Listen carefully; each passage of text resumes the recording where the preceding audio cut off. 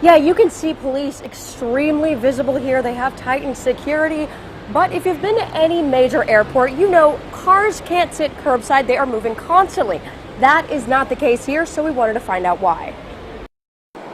Flying on the day of a terror attack, no matter who you are or where you're going, security dominates the conversation. Everyone is on alert. From Dallas to Miami to right here at Cleveland-Hopkins, airports across the globe tightened security measures today. With more than 800 security personnel here every single day, Hopkins even added additional uniformed officers and plenty of police canines. But as national security expert Tim Dimhoff points out, terror doesn't always happen past the checkpoints. If they can get near large crowds of people, and there's large crowds of people from curb to security, and that's where we really need to tighten up. One of the largest crowds here is right outside baggage claim, passenger pickup. You see at least 3 police officers patrolling constantly, but we wanted to see if it was enough. So we parked right in front of the airport, set up a GoPro, and waited. And waited and waited. 30 minutes later, we're still here, moved up to the front of the pickup line, but allowed to park and wait.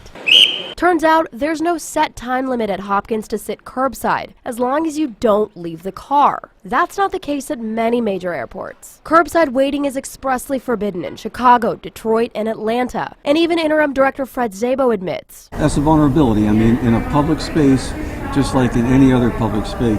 But for some passengers, security failure or not, it's actually a convenience they're not sure they want to give up. It's tough to decide because it is so convenient, but at the same time, maybe safety should be first. These guys are walking up and down several times, and I'm certain and confident that they would spot things, something out of the ordinary, and move it along.